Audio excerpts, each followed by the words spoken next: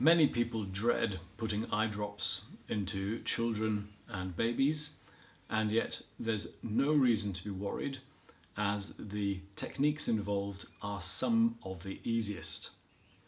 The basic principles apply just as much as ever. It's vital to put the correct drop into the correct eye at the correct time, and always important to check for any contraindications.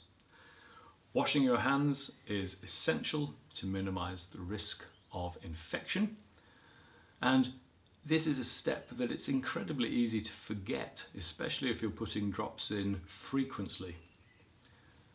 The principle with children and babies is you want them lying flat.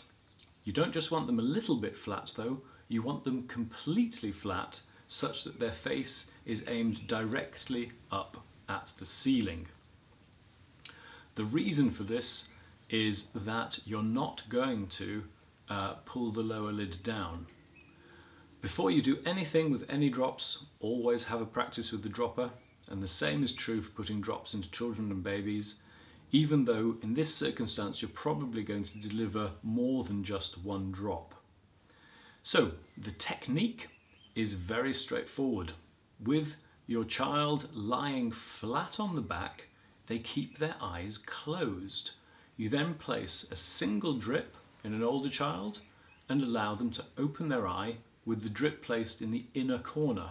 The drip will then wash onto the eye.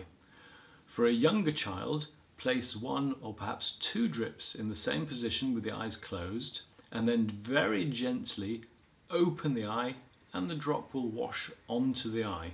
So with two thumbs or finger and thumb, just very gently pull the upper lid up and the lower lid down, and that drop will wash from the corner onto the eye.